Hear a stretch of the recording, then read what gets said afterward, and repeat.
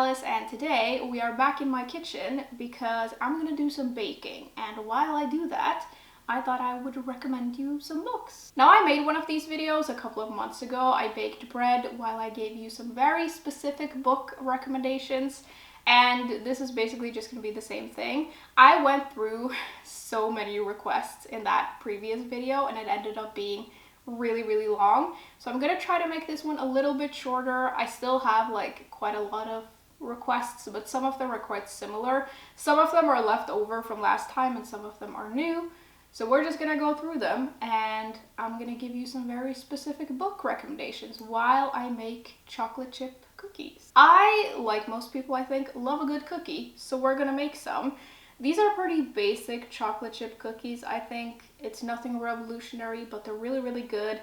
And I'll leave a link to the recipe down below. It is in Norwegian, so if you're not Norwegian, I don't know how to help you, but I'm pretty sure it's a very basic cookie recipe. What you need for this recipe though is pretty simple. You need butter, which is the base of most delicious things. You need sugar. This is basically just like regular sugar and brown sugar mixed together. You need flour, which you need in most baking. You need this, or the recipe calls for it at least. This is vanilla sugar. I don't know what this is in English, but for this recipe, it calls for that. You also need this, which I think is baking soda in English. I don't really know. We have two different things here in Norway. We have like baking powder and then we have this. And I think this is baking soda, but I don't know. I'm pretty sure it is. Then you need, of course, an egg to keep it all together and chocolate. You can use whatever chocolate you want. I think I've just taken this like huge slab of dark chocolate and chopped it up. I don't know why, but here in Norway, it's like really, it's not that easy to find like chocolate chips. You can find them, but we only basically have like one or two to choose between, and they're so expensive. So I always just like, instead of buying chocolate chips, I just buy a big slab of chocolate and I chop it up, and it works basically in the same way. A thing that the recipe doesn't really call for though is salt. It calls for a little bit of it in the dough, but I like taking like a sprinkle of this on each cookie before it goes into the oven, and it's just the best thing. It's like sweet and a little bit salty, and it's so good. Speaking of the oven, I'm gonna turn mine on because I always forget to preheat the oven, especially when I'm doing these types of videos, but just in general as well. For some reason, when I'm reading a recipe, like if you need to preheat the oven, usually that's the first line of the recipe, my brain just like skips past it. It's just like, it's not even there. I always forget, but not this time. You also obviously need like a thing to put the cookies on. Usually I have to do like 2 batches of these, and then you need a mixing bowl and utensils, and that's kind of it. It's very simple. You like mix the butter and the sugar together, and then I think you add the egg and then all the dry stuff, and that's basically it. While I try to mix all of this together though, we're gonna get into some book recommendations.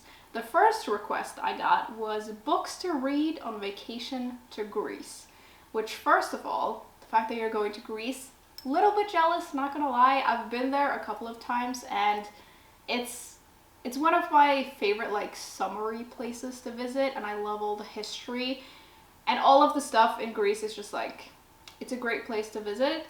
But when it comes to books to read, I'm gonna be a little bit basic. I'm gonna recommend Circe by Madeline Miller because it's like a Greek mythology retelling. It's a great book. You could also read like Song of Achilles, but that's quite heartbreaking. So if you want something a little bit, I don't know if I would call Circe lighter. That might not be like the right thing to say, but it's not as like heartbreaking, although a little bit. Anyways, I always think it's really fun to read things that have something to do with the place that you're visiting when you're visiting it. So reading like a Greek mythology retelling could be fun, and Circe is a really good book.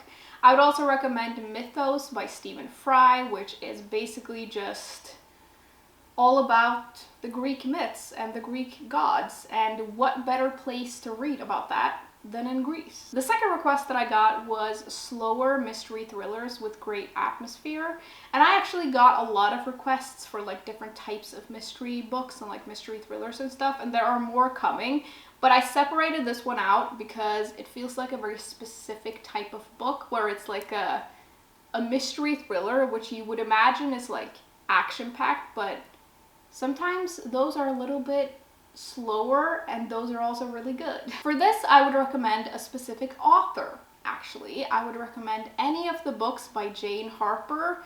If you've ever heard me talk about a Jane Harper book, you will know that these books are like perfect for this request because they're really, really good. They're all set in Australia, and they're all exciting, but in a slower type of way. It's kind of like difficult to explain because when people say that a book is slow, usually that's a negative thing, but for this, it's not a negative thing.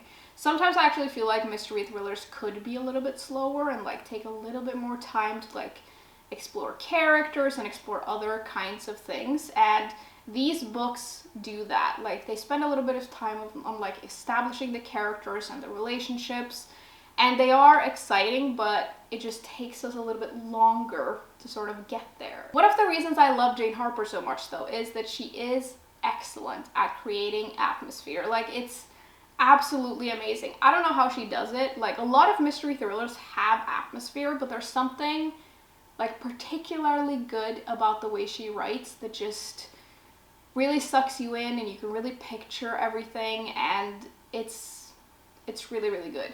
I could read any book by her, and even if the plot is not that exciting, the atmosphere like makes up for it. Then someone wants a funny but thoughtful and well-written book. And I actually got like several requests for like funny books, and I don't read a lot of funny books, at least not that many that I can think of. And so I always find this quite difficult. Like, it's hard to recommend funny books to people. Fun books are a different matter, but books that are actually funny. But the first that came to mind for this is a book I think I recommended like 3 times in the previous video, but I'm gonna recommend it again. I've only read so many books, you know, so I can only recommend so many. But Born a Crime by Trevor Noah is an excellent, funny and thoughtful and intelligent book. It's one of my favorite memoirs that I've ever read. It's the story of Trevor Noah growing up during apartheid in South Africa, and he had a black mother and a white father, which at that time was illegal. And it's just like, if you've seen anything by Trevor Noah, like any of his comedy stuff, you'll know that he's really funny. But I find that like his humor is very clever, and I just like the way that he looks at things. And this book is hilarious and also quite like moving. There are some dark parts in here as well, and some like, especially the discussions in the book about Trevor Noah's relationship with his mother is like both really interesting and also hilarious. She is quite the woman, and honestly you should read the book just to like get to know her a little bit, because she's also really funny. All right, so when you've mixed the butter and the sugar together, you should get something that looks like this. The recipe says to like whip it until it's fluffy, but honestly I don't have time for that, and every time I've made these I just did it like this and they turned out fine. So this is good enough for me, and now we're gonna add the egg. Next, someone wants one of my favorite things. It's books about female friendship. And before I get into my recommendations, if any of you have any recommendations for books about female friendship, I would love to know, because I'm always like looking for more, and I find them quite difficult to find for whatever reason. Like, they're just, I don't know if it's just me who's bad at finding them, but I can't find that many books that are about like just women being friends. My recommendations for this though would be Miss Benson's Beetle by Rachel Joyce, which is one of my favorite books. It's an excellent book about 2 very different women becoming friends, and they go on this adventure, and it's quite challenging, and just seeing them face everything together is just wonderful. I would also recommend The Strays by Emily Bitto, which is a coming-of-age story, so it's not just about female friendship, but at the center of the story it is about these girls who are friends. And then I would also recommend Girl, Woman, Other by Bernardine Evaristo, which deals with a lot of different things, but it has female friendship in it, and it's just overall a very, very good book. Then we've got a little bit of a darker request, if you will, which honestly, I don't blame you. I'm also the kind of person who would request something like this. It's a book based on war or death. And because I'm me, I have several recommendations for you. I guess I usually lean more towards like death than war. I'm always looking for more books about death because I think it's really interesting. But for this, I would recommend We Crossed a Bridge and It Trembled by Wendy Perlman. This is a nonfiction book, and it's basically filled with testimonies from people who were in the Syrian war. It's very like intimate in a way, and it's not like a historical book. I don't know if that's the kind of like war book that you want, but for a little bit of a more human perspective on the war, I think this is a really good book. It is hard to read for sure, but I do feel like books about war should probably be a little bit hard to read. If you want something that's like a little bit of a mix though, I would recommend All That Remains by Sue Black, which is like, Sue Black is a forensic anthropologist. Is that what she is? I think so. And she, like, it's all about her working with dead bodies and like all kinds of dead people to try to figure out what has happened and like identify people and stuff. And in the book, she sometimes goes to like war zones, and there's one in particular, like a chapter that is about her going to Kosovo, I think. Is that how you say it in English?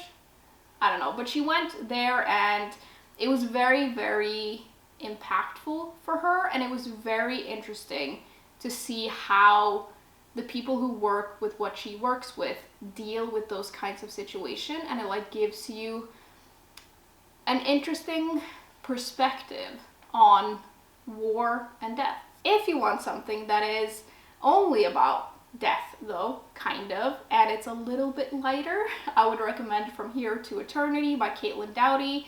Caitlin Doughty is a mortician, and this is just about different like death and funeral rituals around the world. So I guess it is about death, but it's also about how we as a society and how different people deal with the death of their loved ones. It's very, very interesting. One of the reasons I like Caitlin Doughty's books so much is that she is funny. I guess this book is also funny, at least it's morbidly funny. It's a particular kind of humor, so if you're not into that, maybe you won't like it, but I love this kind of humor.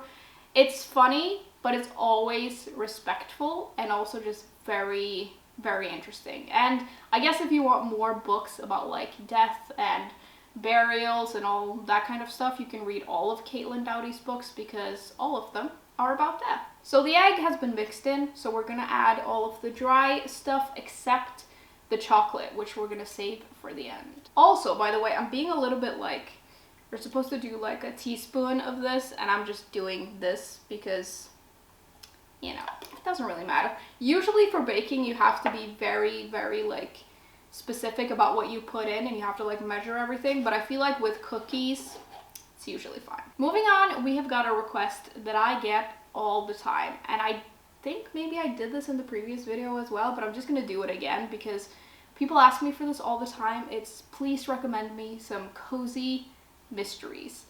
I think I have a video all about like my favorite cozy mystery series, which I'll try to find and link if you want like more recommendations. And I feel like I always like recommend the same books, so if you've heard these before, I'm sorry, but like, you know, these are my favorites. My first recommendation is, of course, The Thursday Murder Club by Richard Osman. Both the first and the second book. The third book is actually coming out this fall, which I'm super duper excited about. But this follows like a group of pensioners who just like get into all kinds of like murder mysteries somehow. And the books are just really, really good. They're fun and light, but they're good and they're like clever. I like a lot of cozy mysteries, obviously, but I want like some substance in them, and I feel like this really has that. The second one I would recommend is The Widows of Malabar Hill by Sujata Massey, which is also in a series, but you can just read the first one and see what you think. I think the first one in the series is the best one because it's historical fiction cozy mystery, and it's set in India in the 1920s, and we follow like the first female lawyer in Bombay, and she has to investigate this murder and she's like the only one who can do it, because the people who need to be asked about it are women who live in seclusion, and they don't talk to any other people than like men in their family, but they can talk to other women. We have that going on, but we also find out quite a lot about the main character's past in the first book, which is why I think it's so good. The second one is good as well, don't get me wrong, but like the first one is really, really good. The third one is also out. I should really get it. I've been waiting for the paperback to be released because I have the other ones in paperback and I want them to match because I'm me, and I should really get it. I think it's out now, but this is an excellent series, and it's also like the setting is great. Thirdly, I would recommend A Meditation on Murder by Robert Thorogood. Again, this is the first book in a series, and I know I just said that I want cozy mysteries with like substance in them. I feel like it's rude to say that it's an exception, but these books are very, very light, and they're kind of ridiculous in a way and a little bit over the top, but they're just so enjoyable. Like, it's so much fun to read them.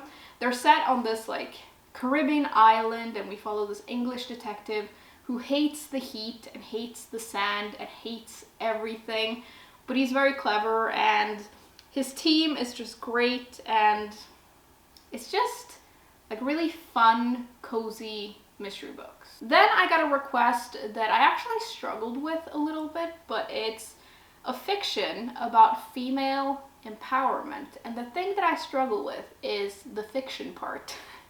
I don't know if I've read that many books that are like about female empowerment. I've read several non-fiction books, and I have several recommendations for that, but for fiction books it's a little bit more difficult. The first one that came to mind though was The Power by Naomi Alderman, which is a dystopian book about what happens when women are suddenly physically stronger than men.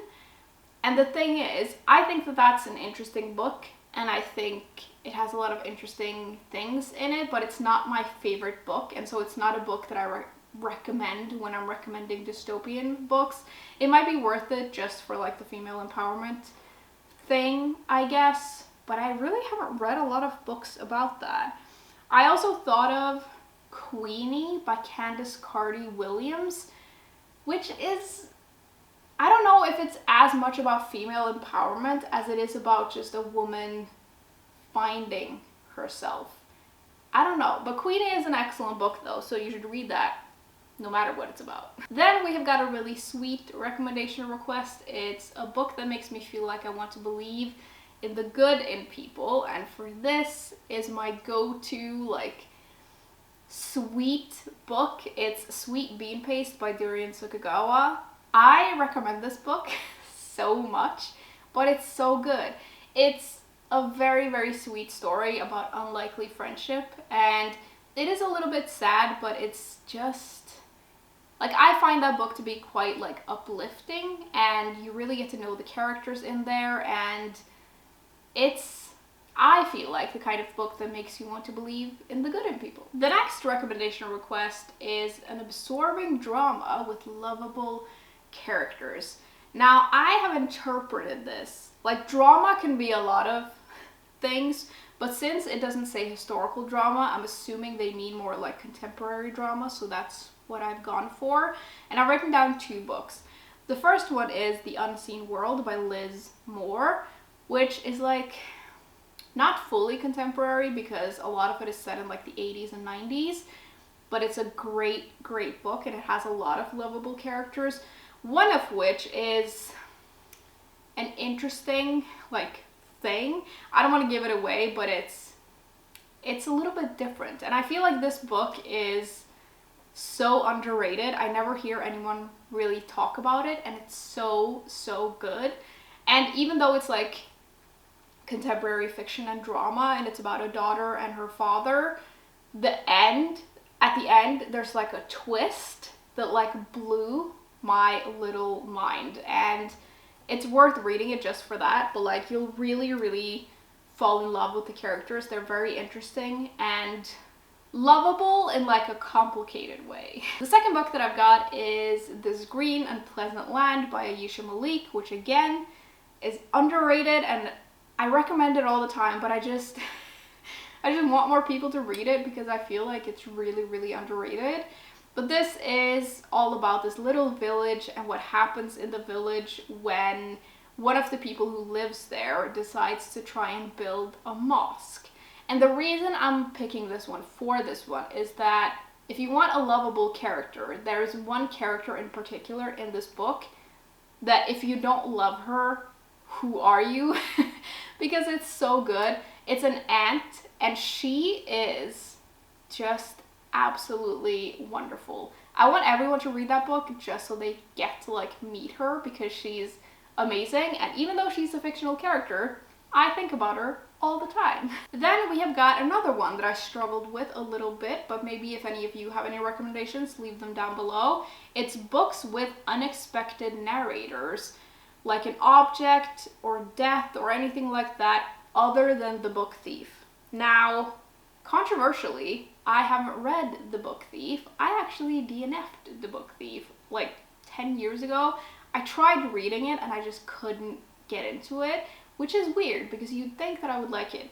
Either way, my recommendation for this is The Little Snake by A.L. Kennedy. The narrator, or like, is it the narrator? I think so. The narrator is like a little golden snake that is the friend of this girl. And that's all I'm gonna say. Now that we've got this very sticky dough, I'm gonna add the chocolate, and then we're gonna put it on the tray and put it in the oven. Do any of you like eating like raw cookie dough when you make it?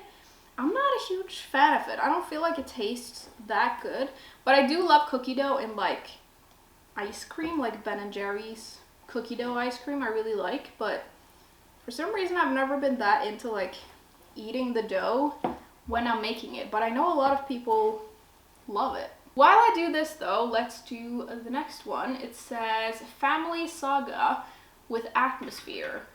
I don't know if I've read that many family sagas in general. I feel like it's one of those things I keep saying, I love family sagas, but then I don't read that many of them. And I don't know if that many of them have atmosphere. It's a different kind of atmosphere, but I've written down two. We have The Vanishing Half by Britt Bennett, which I think has quite a lot of atmosphere to it. It's about two twins and like their daughters, and it's very interesting. It has a lot of interesting themes, and it's overall just a great book. I don't know about the atmosphere though.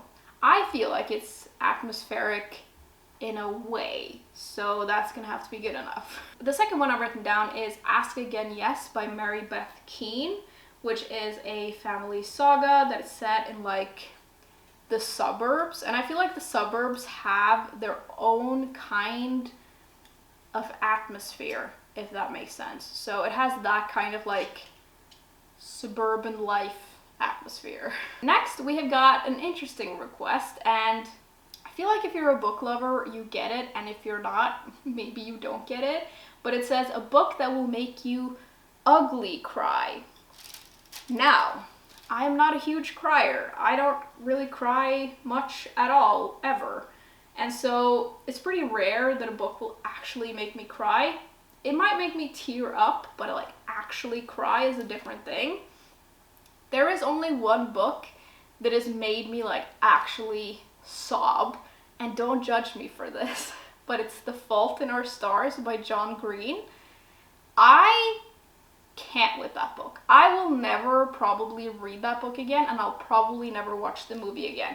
I've seen that movie once, and it was an experience that like me and the people I went with still talk about because it was ridiculous. The book is just very moving, and I feel like I read it when I was like a little bit younger, so it was very impactful for me, and there was like, if you've read it, it ended up very differently than I thought, and I I really cared about the characters, and so I couldn't help myself when I like got to the end of it. I just couldn't.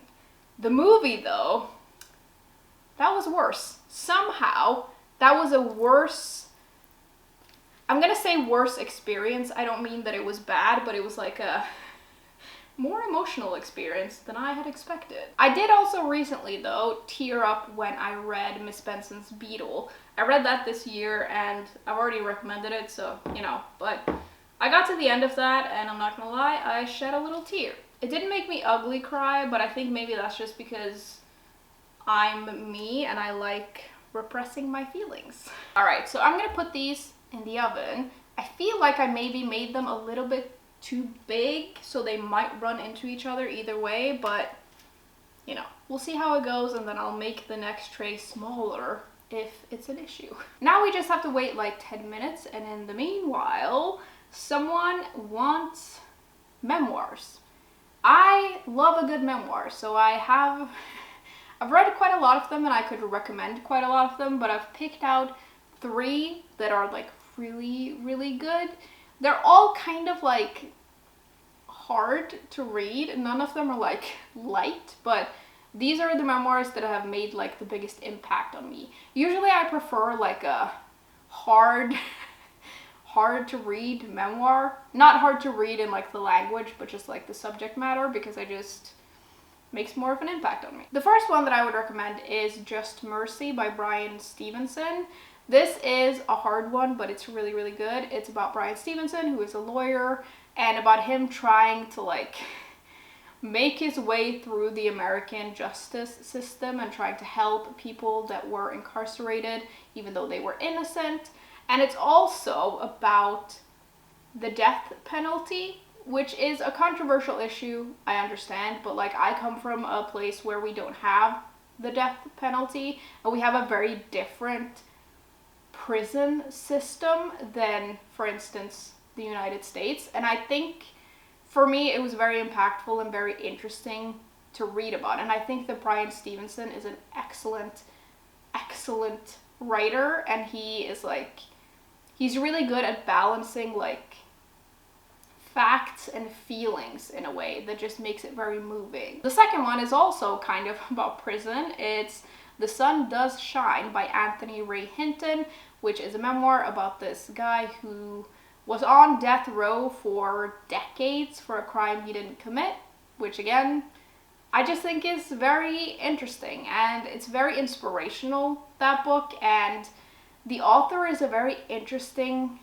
person, and seeing him try to like make his way through that with his sanity is just fascinating. Again, it's quite emotional, but it's very, very interesting. The third one I want to recommend is a book that I find the case so infuriating, but the book is so good. It's really, really well written, and again, very emotional, but it's Know My Name by Chanel Miller, which, if you know anything about the Brock Turner case, she's the girl who was assaulted, or the woman who was assaulted, and it's infuriating, and I can't talk about it too much because I'll lose my mind. Next, someone wants epistolary writing, and this is actually one that I kept from last time because I couldn't think of any books that have epistolary writing in it, but I've read a book recently that was really good, and I want to recommend. It's The Appeal by Janice Hallett, and this is written entirely through texts and emails and like chats, and it's a murder mystery where 2 lawyers are trying to figure out if the person who was sentenced for a murder actually did it. And throughout the book you read all of these like interactions, and there are some people that you hear a lot from and some people you never hear from, and you have to figure out like sort of who, I guess you don't have to figure out, but you don't know who was murdered right away, so that takes a while to figure out. And then you kind of have to try and solve this with these people. There is a reveal at the end, but it's the kind of book that really sucks you in, and I was really trying to like look for clues while I was reading it, and it was really, really fun. So the first batch is out of the oven and just cooling down over there, and now we're gonna do the second one. I am using the same tray because I only have one baking tray, and it's really hot right now, and I'm gonna try to not burn myself. Hopefully that's not like foreshadowing, and it's gonna be fine. We're gonna do like 3 more requests, I think, and the next one is a good coming of age story, preferably under 350 pages. I've written down 4, so I guess I've read a lot of those. The first one is Call Me By Your Name by Andre Aciman. This is one of my favorite books ever. It's a beautiful, beautiful book, and one of the few romance books that I actually really like. I don't read a lot of romance, and it's absolutely beautiful, but it is also a coming of age story as well as a romance book. And it's very much about like growing up and your first love and how intense that can be. I would also really recommend The House on Mango Street by Sandra Cisneros. This is actually a classic, I think, and it's a really beautiful story about this girl who's growing up on a street, and you get to know a lot of the people on the street. It's really, really good. We also have The Virgin Suicides by Jeffrey Eugenides, which is a little bit of a weird one. You can read maybe the first chapter and see if you like it. It has a very sort of interesting writing style, and the story is a little like weird, but I think it's a really good book for the right reader. I think if you like those kinds of books, you'll like that one, obviously. The last one I have is a nonfiction book. It's I Know Why the Caged Bird Sings by Maya Angelou. This is also a memoir, which I put here instead of the memoir category. It's one of my favorites. It's absolutely amazing. Like, Maya Angelou was an amazing, amazing writer, and you can really tell in that book, and it's a little heartbreaking like a lot of books, but it's very, very good. Second to last, someone requests beach reads. Now, I don't know if I'm the person to ask because I low-key kind of hate the beach. I'm not a beachy person. Like, I don't really get it, and I hate sand. It gets everywhere, and I don't love like going swimming or anything either. And so I'm not a huge beach person, but I can recommend some books that I think would be fun to read, I guess anywhere, but also on the beach. I would again recommend Miss Benson's Beetle by Rachel Joyce. I think that's a great book to read. It's a great like holiday read, I feel, and it's engrossing but also a little emotional, and it's a lot of fun. So I would recommend that. And then The Smoke Hunter by Jacqueline Benson is a super fun book to read, just in general, but especially like I think during summer, and like I can imagine reading that book at the beach and it being a really good experience. It's like an adventure book, historical fiction. It's not like a literary masterpiece, but boy is it a lot of fun. And then if you want, I know a lot of people read like mystery thrillers when they're on the beach or like on vacation, and I would recommend I Let You Go by Claire McIntosh. This is a book I don't talk about that much, but it's actually one of my favorite mystery thrillers that I've ever read. It's really, really good, and it's written in a way that just like catches you off guard when you realize what the author is doing. It's so good, and you gotta read it, whether you're on the beach or not. Okay, I'm gonna put this in the oven, and then we're gonna do the last one. Okay, so the last request is technically several requests that I've mashed into one because they basically asked for the same thing. It's also not super specific. I know I was supposed to like recommend specific books for this, but I got a lot of requests for this, so I've just mashed them together, and it's basically just like crime books and mysteries and mystery thrillers. I have several videos about like different mysteries and mystery thrillers and stuff that I like, and so I'll link to those, but I'm just gonna like go through some that I would really recommend just like generally. I've recommended several of these before, but because the recommendation requests were not that specific, these are just like generally books that I think are really good. One of my favorite mystery series that I sometimes like forget is one of my favorites, and I forget to recommend it, but it's the Poirot series by Agatha Christie. Obviously not all of the books in that series are as good, but I think overall those books are really, really good. And some of them are a little bit lighter, but Christie is like the queen of mystery for a reason. And it's that she was just really, really clever in the way that she writes her books. And a lot of them in that series I absolutely love. I love Poirot as a character, so that's one of the reasons I like them so much. But I just think they're so good. The second book that came to mind that I really want to recommend, I actually forget to recommend all the time. I read it so long ago, but it's still like one of the best mystery thrillers that I've read. It's The Snowman by Yul Nesbø. He is a Norwegian author. He's very famous. This book is a part of his like Harry Hole series. You can read these out of order though, and I don't love all of the books in that series. I haven't read all of them, but I started the series and I didn't love all of them, so I stopped reading it. But The Snowman in particular, like this book is so good. The mystery is like crazy and unlike anything I've ever read, like before or since I read that book. I should really reread it because I've forgotten a lot of it, but I remember the feeling it gave me, and I like gasped several times when I was reading this book. I also really want to recommend Angels and Demons by Dan Brown. I know some people have like weird feelings about Dan Brown, but I read this book like 10 years ago and I loved it. When I read it, it was like one of the best books that I'd ever read. I reread that recently and I maintain that although it's maybe not like the best book I've ever read, it's really good. I think that book is really good.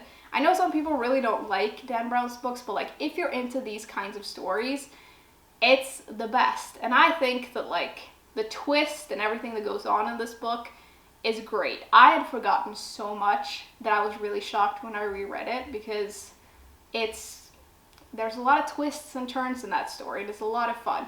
And it's also fun to read if you want a mystery book that is not just about murder. There are people who die in this book, but it's also about other kinds of mysteries. There's like more to the story, and a lot of the story focuses on those other things, which I think is a lot of fun. Next on my list that I've written down is The Seven Deaths of Evelyn Hardcastle by Stuart Turton. This is a mystery thriller-ish, but it's also kind of like different. It's hard to explain. It's basically a book set in a time loop. And if that intrigues you, you're gonna have a lot of fun with this book. It's a little bit confusing sometimes, but it is a wild ride, and it's really engrossing, and once you get into it, you're not going to be able to like get out of it before you've finished the book. If you want something a little bit more on the slower side though, and with less action, I would recommend Long Bright River by Liz Moore. This is an excellent book. I know a lot of people who have read this book love it.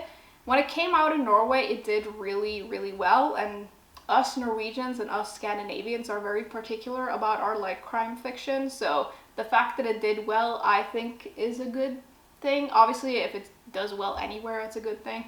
But it's a little bit of a slower burn, and it's more character driven, I would say. So if you're into that, this is a great one. Another one that is great if you're really into like well-written characters, there's Dark Secrets by Hjort Rosenfeldt. This is a Swedish book. I haven't read the translation, obviously, but I read it in Norwegian and it was really good. The only thing about this is that the main character is like super unlikable, so if you don't like reading about unlikable people, you're not gonna like this. But if you're like me and you find those characters interesting, and he's written in an interesting way where you sort of hate him, but you also sympathize with him sometimes. It's that kind of story. It's really good, and the mystery is also really good. And this is the first book in a series. I've read the first two, and they're both great. Again, there is a twist at the end of the first book that blew my mind. Like, again, I just gasped when I got to the end. And that twist, I'm not going to say too much about it, but it's a really good twist. Another Swedish book that I have on this list is The Ice Beneath Her by Camilla Grebe. Again, really good characters, great mystery, and I think I only read the first book in this one, maybe the second one as well. but it's a series I really want to continue with. It's great if you like sort of like Scandi noir or Nordic noir. Another Swedish book I have is Quicksand by Malin Persson Giolito. You may have seen the show. I haven't seen it, but the book is excellent. This was recommended to me by one of my colleagues, now friends, and it's one of the best recommendations that I've ever gotten. I was so sucked into that book. Again, it's a little bit more of a slow burn, and it deals with more things than just what's happening. And the main character is again a little bit unlikable, but very, very interesting. The last book that I've jotted down on this list is Misery by Stephen King, which I probably don't need to talk about that much because it's very well known and you may have already read it, but I think it's worth the read. It's sort of mystery thriller veering towards horror in a way, and there are some scenes in there that are really disturbing, but it's just a very interesting book, and there's a reason that a lot of people really love it. I could go on and on and on when it comes to mystery, thriller, crime recommendations. Like, I've read a lot of them, and a lot of them that I've read are really good, but I have to like end it somewhere, and the cookies are ready to be taken out of the oven. So I think we're gonna round this off here. I'm gonna take the cookies out and maybe eat one. I gotta tell you, these smell delicious and I can't wait to eat one. These are what my grandma would call like rustic looking. They are a little rustic looking, but I feel like that's part of the charm. And I'm gonna eat some right now because the chocolate is still like melted, which is the best thing. I did make quite a lot of these though, and I could honestly easily eat them all myself, but I'm meeting a friend later, so I might bring some of these with me. I am gonna run by my old job because that's where she works. I don't actually know if I've mentioned this, but I got a new job not too long ago. I left like my store job and now I work somewhere else, but everyone that worked there when I worked there still work there and they're still my friends. So I'm gonna bring them some cookies and hopefully that'll make their day better. That's gonna be it for me today though. Hopefully this video didn't end up being as long as the first one that I did of these. I feel like it's still gonna be pretty long, so we'll see. But if you made it all this way, thank you, and thank you all very much for hanging out with me, and I will see you all soon. Bye!